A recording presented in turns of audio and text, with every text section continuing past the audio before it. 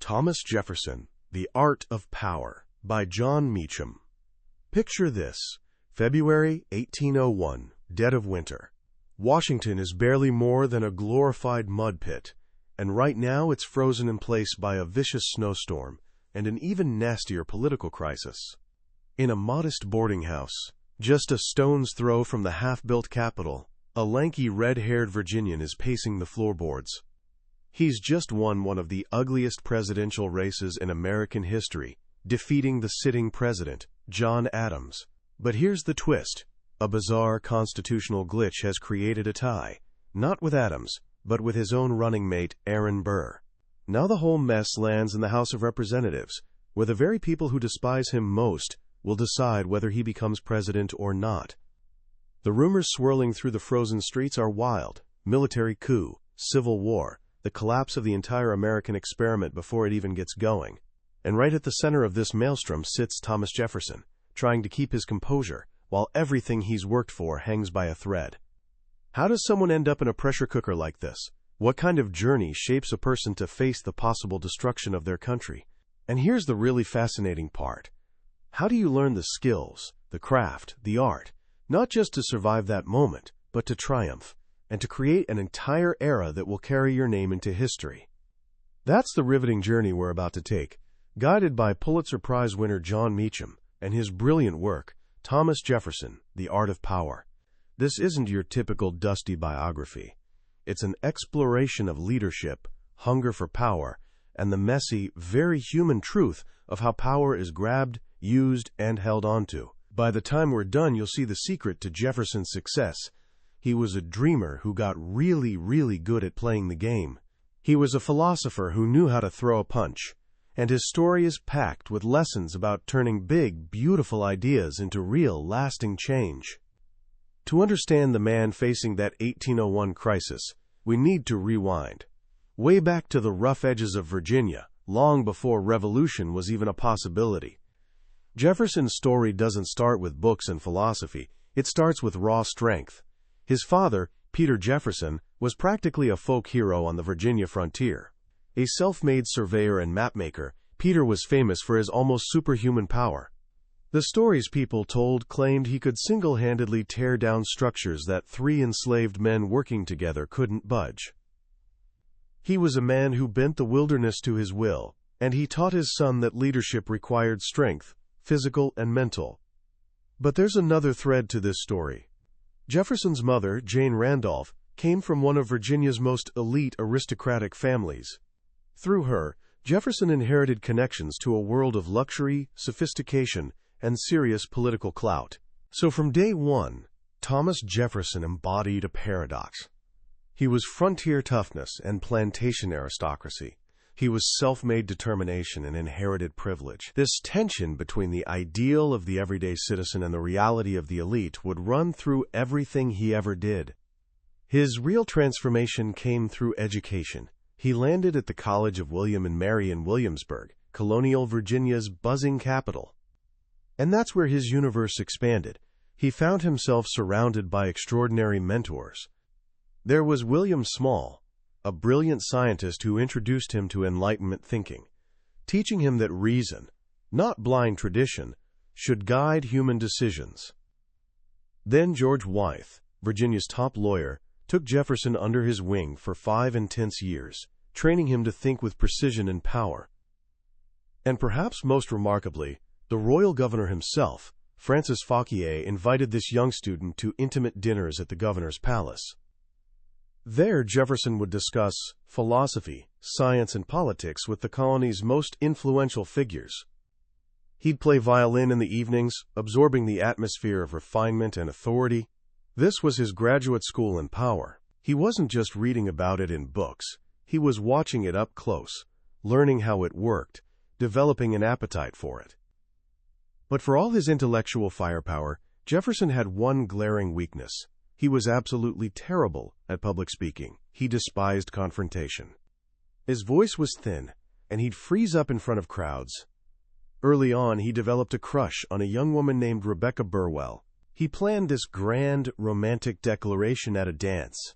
He rehearsed endlessly, dressed to impress, and when the moment arrived, he completely fell apart. Stammering, barely coherent, utterly humiliated. It was painful, but it taught him something crucial. His power wouldn't flow from the thunder of his oratory, but from the sharp precision of his writing. He discovered he could move people and shape events far more effectively with a pen than he ever could with his voice. This realization would reshape his life and, ultimately, American history. Meanwhile, the wider world was shifting. Britain, drowning in war debt, started squeezing its American colonies harder. Taxes like the Stamp Act weren't just about revenue, they were about control. And in Williamsburg, the young lawyer Jefferson had a ringside seat. He stood in the doorway of the House of Burgesses and witnessed a fiery, rough-edged speaker named Patrick Henry deliver a speech that electrified the colonies. Tarquin and Caesar had their Brutus.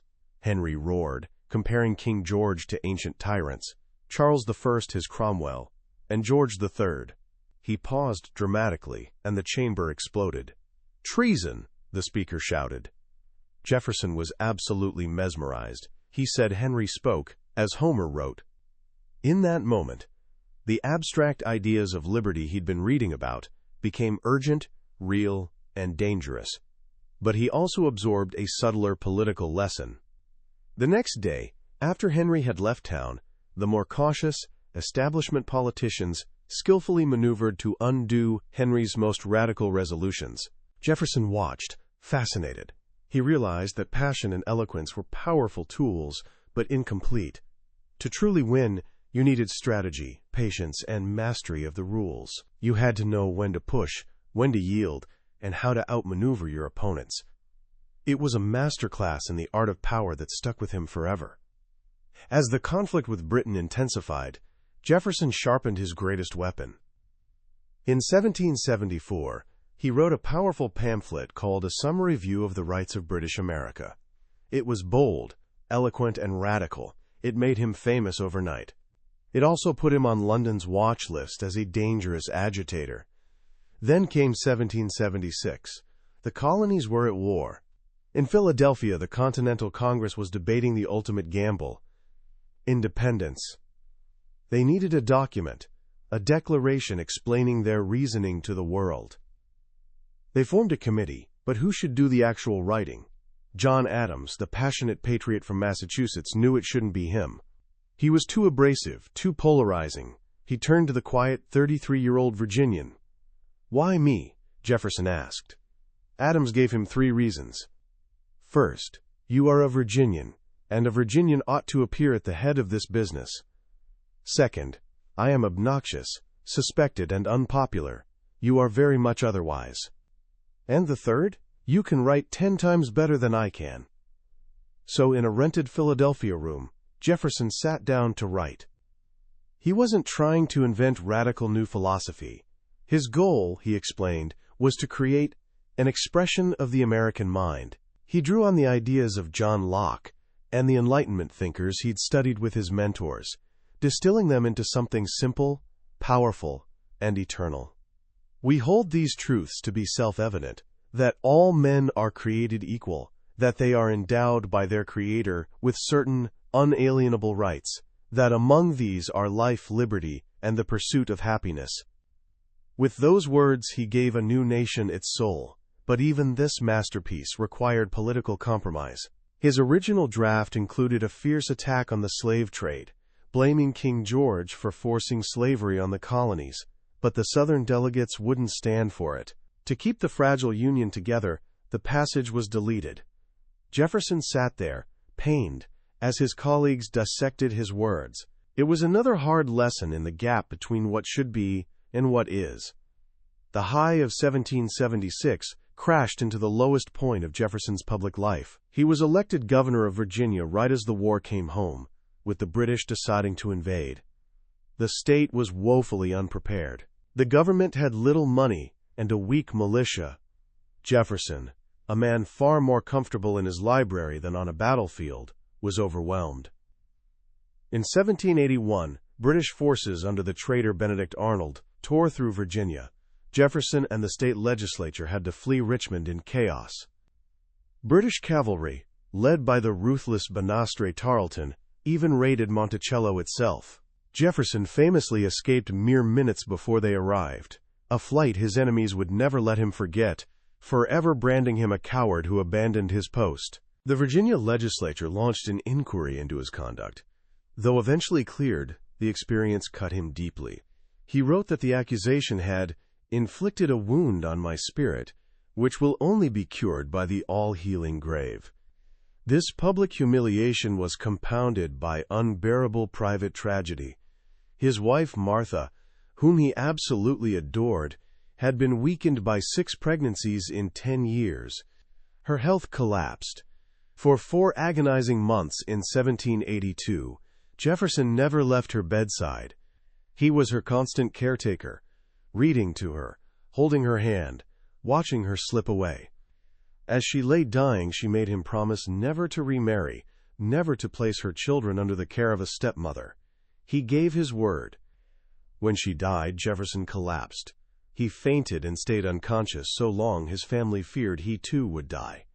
For 3 weeks, he locked himself in his room, pacing endlessly, a solitary figure consumed by grief.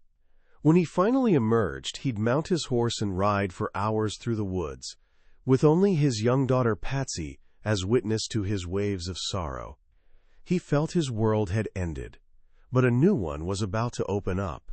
Seeking escape from his grief, Jefferson accepted a position he'd previously declined. He would go to France as an American minister. Paris was a revelation. It was the dazzling heart of the Enlightenment, a world of art, science, architecture, and revolutionary ideas. For 5 years, he immersed himself. He negotiated treaties, sent back new plants and technologies for America, and engaged with the era's greatest minds. He became a cosmopolitan figure, but also a deeply conflicted one. This was brilliantly captured in a famous letter he wrote after an intense romantic affair with a beautiful, married Anglo-Italian artist named Maria Cosway. The relationship was passionate and all-consuming, and when she left Paris, he was heartbroken. He wrote her a long, extraordinary letter, framed as a dialogue between my head and my heart. His head represents cold, calculating reason. The art of life is the art of avoiding pain. The head scolds. Do not bite at the bait of pleasure till you know there is no hook beneath it. It tells him he was foolish to invest so much emotion in someone he was bound to lose. But his heart fights back. The heart argues that a life lived only by calculation isn't really living at all. To feel deeply, to love, to grieve, that's what makes us human. The most effectual means of being secure against pain, says the head, is to retire within ourselves, but the heart counters. And what more sublime delight than to mingle tears with one whom the hand of heaven hath smitten? In the end, Jefferson gives the final victory to the heart.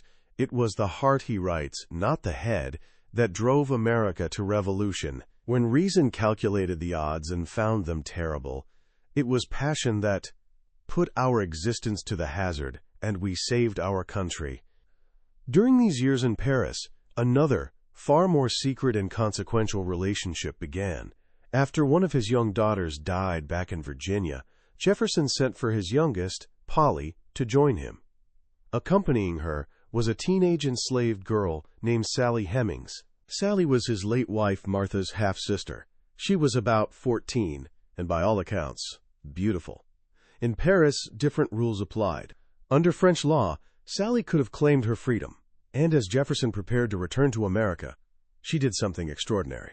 Pregnant with his child, she refused to go back to Virginia, where she would be re-enslaved. For perhaps the first time in his life, Jefferson found himself in a negotiation where he didn't hold all the cards. He, the master, had to bargain with her, the enslaved. According to the account of their son, Madison Hemings, Jefferson made her a solemn pledge.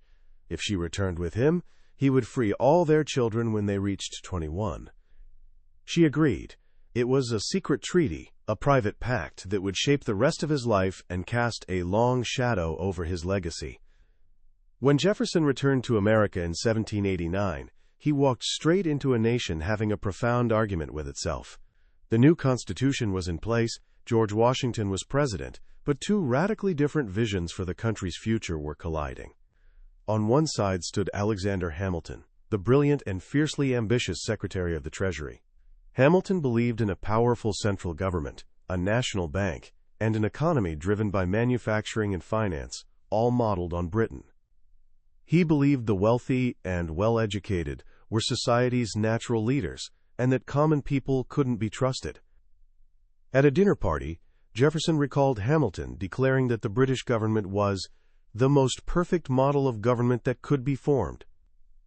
When Jefferson pointed to portraits of his own heroes, the philosophers Bacon, Locke, and Newton, Hamilton paused, then declared that the greatest man that ever lived was Julius Caesar. On the other side stood Jefferson. As Washington's Secretary of State, he was horrified by what he witnessed. He believed Hamilton and his Federalist allies, whom he called monocrats, were betraying the Revolution's spirit. He saw their financial system as a corruption machine, designed to enrich speculators and tie America's interests to Britain. He feared they were slowly, subtly steering America back toward monarchy. The two men were, as Jefferson later put it, pitted against each other every day in the cabinet like two cocks in a pit. But Jefferson was too savvy to fight Hamilton head-on, so he worked behind the scenes.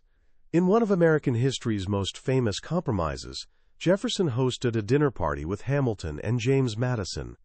Over wine, they struck a deal. Jefferson and Madison would let Hamilton's controversial plan for the federal government to assume state debts go through. In exchange, Hamilton would use his influence to ensure the permanent national capital would be on the Potomac River, a victory for the South. It was vintage Jefferson, a quiet conversation, a pragmatic bargain, a monumental outcome. He also pioneered opposition politics in a new way. He secretly funded a Republican newspaper, run by the poet Philip Freneau, to counter the pro-Hamilton press. He wrote letters, encouraged allies, and quietly built a political party from the ground up, all while publicly claiming to be above partisan politics. The battle for the Republic's soul reached fever pitch during John Adams's presidency. The nation teetered on the brink of war with France, and in a climate of fear and paranoia, the Federalists passed the Alien and Sedition Acts. These laws gave the president sweeping new powers to deport foreigners, and, most alarmingly, made it a crime to write, print, utter, or publish anything false or malicious about the government. To Jefferson, this was pure tyranny. It was final proof that the Federalists were determined to crush liberty. He called it a, quote, reign of witches. Republican newspaper editors were arrested. A congressman was jailed for criticizing the president.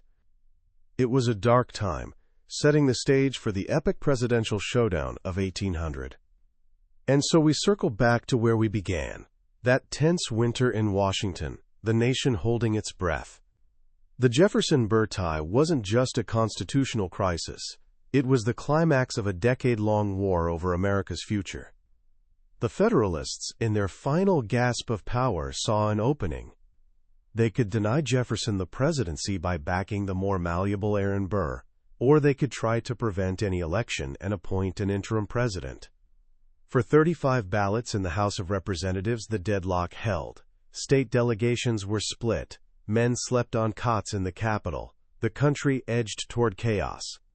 But Alexander Hamilton, Jefferson's great adversary, made a fateful decision. He despised Jefferson's politics, but he feared Burr even more. He saw Burr as a man without principles, driven by dangerous ambition. Jefferson, Hamilton, believed, for all his radical ideas, had a, quote, pretension to character. He was a man of principles, however flawed. To my mind, Hamilton wrote, Jefferson is by far not so dangerous a man. Hamilton used his influence to persuade key Federalists to break the deadlock. On the 36th ballot, February 17, 1801, Thomas Jefferson became the third President of the United States. It was what he called the Revolution of 1800. It was a peaceful transfer of power from one party to another, something that had rarely happened in human history.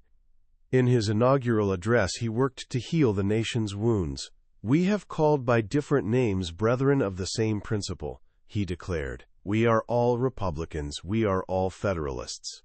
It was a masterstroke of political leadership, a call for unity after a decade of bitter division. As president, Jefferson governed with a quiet but iron hand. He shocked his opponents not by demolishing the government, but by mastering it. His greatest triumph was the Louisiana Purchase in 1803. When Napoleon, bogged down in Europe, offered to sell the entire Louisiana Territory, a massive expanse that would double the country's size, Jefferson faced a dilemma. The Constitution said nothing about the federal government having power to acquire new territory. As a strict constitutionalist, he believed he had no authority to make the deal. But he was also a pragmatist. This was an opportunity that might never return.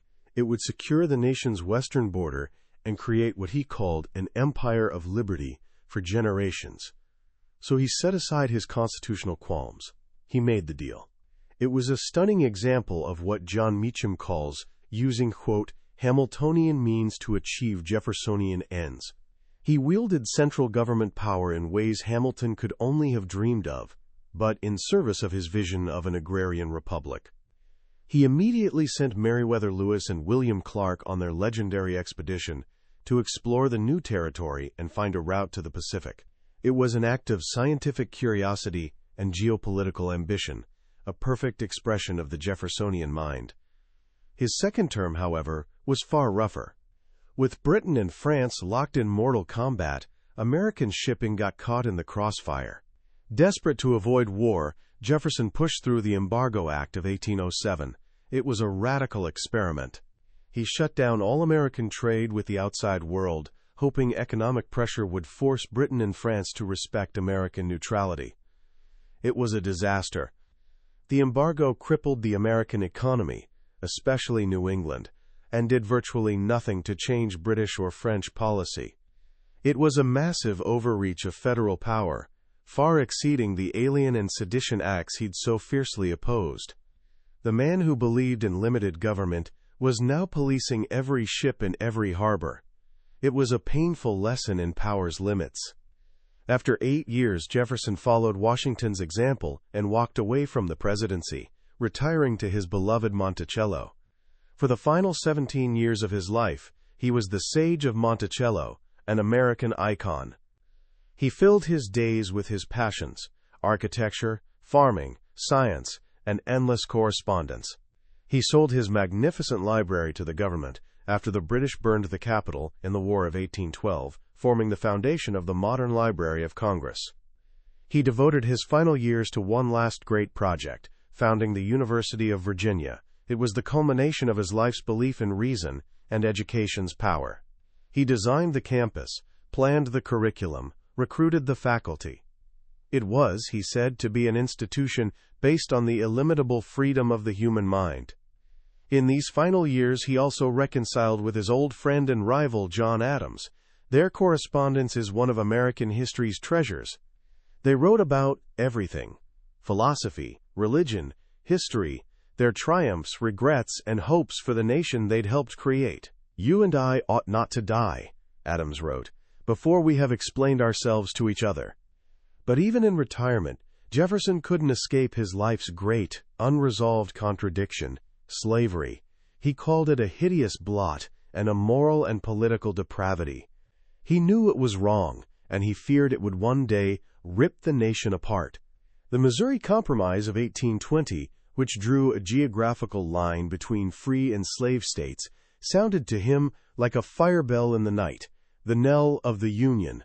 "We have the wolf by the ear," he wrote, "and we can neither hold him nor safely let him go. Justice is in one scale, and self-preservation in the other." And so the man who declared that all men are created equal lived and died a master of more than 600 enslaved people. He made his private peace, keeping his promise to Sally Hemings and quietly freeing their children. But he failed to lead the nation toward a public solution. It was his life's great tragedy, a failure of both his head and his heart. As he grew older, he kept his eye on the calendar. He wanted to live to see the 50th anniversary of the Declaration of Independence. As the day approached in the summer of 1826, he was weak and bedridden. In his final hours, his mind drifted back to the Revolution. "Warn the committee to be on the alert," he murmured. On the evening of July 3rd, he asked, "Is it the 4th?" "Not yet," he was told. He held on through the night. On July 4th, 1826, 50 years to the day after his words had given birth to a nation, Thomas Jefferson died. Hundreds of miles away in Massachusetts, John Adams lay on his own deathbed. His last words were, "Thomas Jefferson survives." And in so many ways, he was absolutely right. So what do we take from this incredible life, this journey through a nation's birth?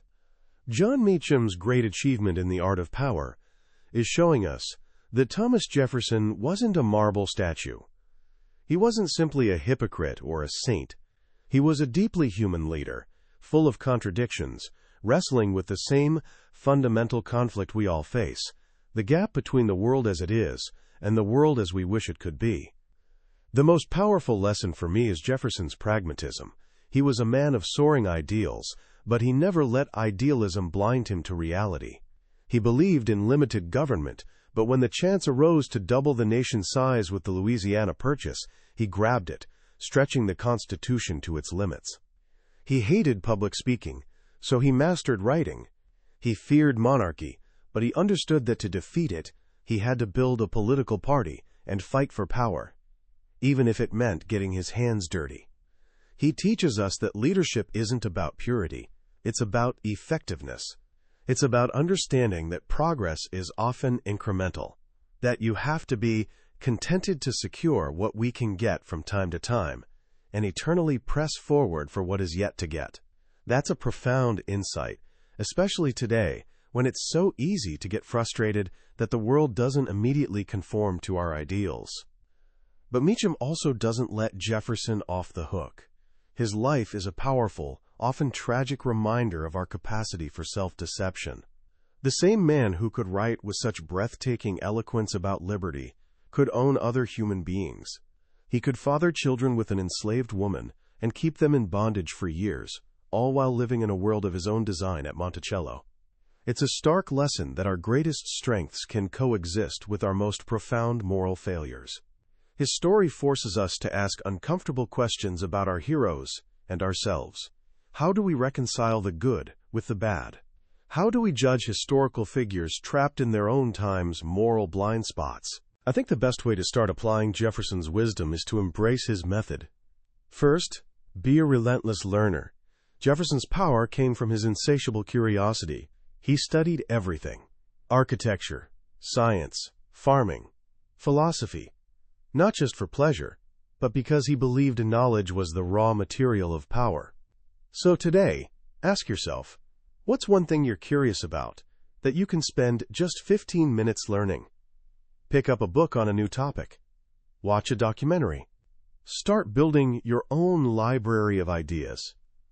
Second, practice the art of quiet influence. Jefferson knew he couldn't win every argument with personality force, so he built relationships. He hosted dinners. He wrote letters. He found common ground. Think about a disagreement you're having right now, big or small. Instead of trying to win the argument, try to understand the other person's perspective. Can you find a small point of agreement to build on? That was the Jeffersonian way. Finally, hold on to your core vision, but be flexible in your tactics. Jefferson's ultimate goal was the success of the American experiment in self-government. That was his North Star. But the path to get there was winding. He compromised. He adapted. He even contradicted himself. He understood that true leadership is about steering the ship, not just drawing the map. That was a summary of Thomas Jefferson, The Art of Power by Jon Meacham. We've really only scratched the surface today. A summary is like looking at a photograph of a great mountain, but reading the book is like making the climb yourself. It's in the quiet moments of reading, when you're deep in a story about a dinner party in Paris or a tense cabinet meeting in Philadelphia, that the real insights emerge. This summary is just a starting point, a way for you to decide if this journey is one you want to take. If anything we've talked about has sparked your curiosity, I can't recommend this book enough. Reading it isn't just about learning history. It's about understanding the very DNA of American leadership and discovering timeless lessons about power, ambition, and the human heart.